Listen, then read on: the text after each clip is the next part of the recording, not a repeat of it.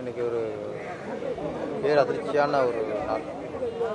எங்கள் தமிழ் திரையுலகின் உதவி இயக்குநர்களின் பிதாமகன்னு சொல்லலாம்.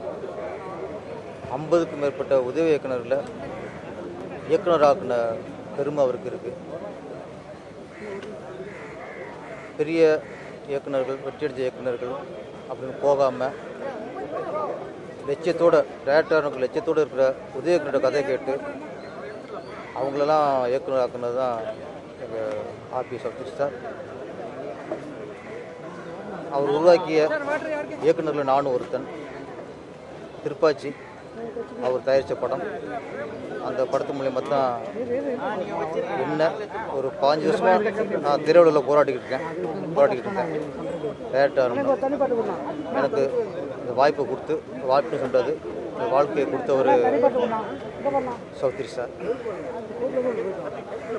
என் லைஃப்பில் எங்கள் அப்பா அம்மாவுக்கு இணையானவர் சொல்லலாம், அதுக்கு மேலேயும் சொல்லலாம். ஏன்னா நான் லட்சியத்தோடு இருக்கும்போது நான் ஒரு பிஸ்னஸ் பண்ணால் எங்கள் அப்பாவோட எங்களை நம்பி ஒரு 2 லட்சம் 3 லட்சம் கொடுக்க மாட்டாங்க. எப்படி பண்ணுவேன், எப்படி சரியாக வரும், எப்படி லாபம் வரும், இல்லை கேள்வி கேட்டால் தான் ஒரு எந்த பயிர்ட்டையும் ஒரு அப்பா அப்போ பண்ணுவாங்க. நான் என்கிட்ட ஒரு 2 மணி நேரம் கதையை கேட்டுட்டு பல கோடி இன்வெஸ்ட் பண்ணார்.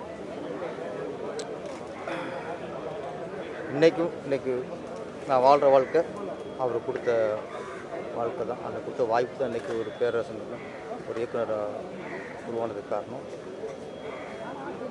எங்களுக்கெல்லாம் ஒரே ஒரு மிகப்பெரிய ஒரு வருத்தம் என்னென்னா, நிறைய பேர் லட்சியத்தை அவர் நிறைவேற்றினார். உதவி இயக்குனர் 50-60 உதவி இயக்குனரோட லட்சியத்தை நிறைவேற்றினார். ஆனால் அவருக்கு ஒரு லட்சியம் இருந்துச்சு, அது நிறைவேறாமல் அவர் வாழ்வு முடிஞ்சு போச்சு. அதுதான் எங்களுக்கு குறை. என்னென்னா, இது வரைக்கும் சூப்பர் ஹிட் ஃபிலிம்ஸ் அப்படின்னு 99 படம் தயாரிச்சிருக்காரு. அடுத்த 100வது படத்தை சிறப்பாக பண்ணணும், ஒரு நிறைவாக பண்ணணும்.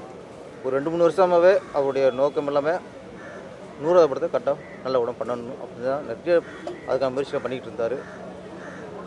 99 100வது அவர் அந்த லட்சியம் நிறைவேறதுக்கு முன்னாடி அவர் காலம் முடிஞ்சு போச்சு. இருந்தாலும் பையன் இருக்காங்க, ஜீவா இருக்கார், ரமேஷ் இருக்கார், மூத்த பையன் சுரேஷ் இருக்கார். 100வது படத்தை சிறப்பாக தயாரித்து அந்த படம் தான் அவருக்கு நம்ம பண்ணுற ஒரு சமர்ப்பணமாக இருக்கும், காணிக்கையாக இருக்கும்.